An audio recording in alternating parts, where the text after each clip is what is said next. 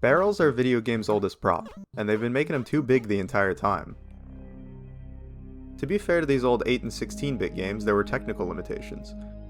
You'd lose out on a lot of detail by making the barrels smaller, so I'm not going to rag on these games too hard, even though they probably are the root cause of the overbarreling problem. I figure now's a good time to address their size, so you have a reference for the upcoming footage. You might think barrels would come in a variety of sizes, but the most common barrel you see in video games is actually standardized. They are typically modeled after the 55-gallon or 200-liter drum, which is 33.5 inches tall and 24 inches in diameter. I stand at a staggering 5'12", by the way. And here's a woman for reference. I have no idea how tall she is. Even if they weren't standardized, their size is very human. They're designed to be tilted and rocked along the rim short distances, or even flipped all the way on their side and rolled across factory floors. FPS games have a special relationship with barrels. Maybe it's a reflection of the US military's obsession with them. Even our digital conflicts are fueled by oil drums. But unless they're filled with fluorine and in the middle of a group of enemies, they typically sit in the corner as decoration. HalfLife 2's barrels are something different though.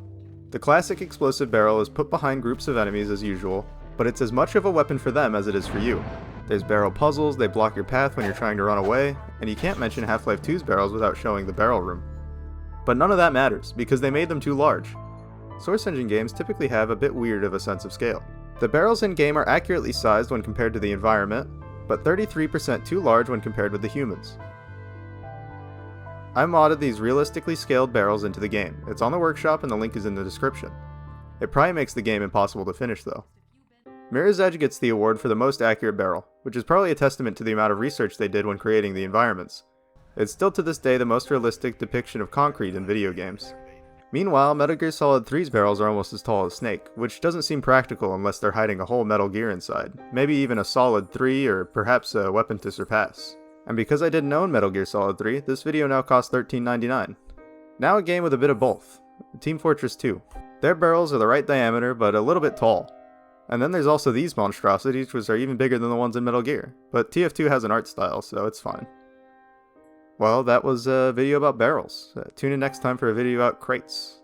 No, there's not going to be a video about crates.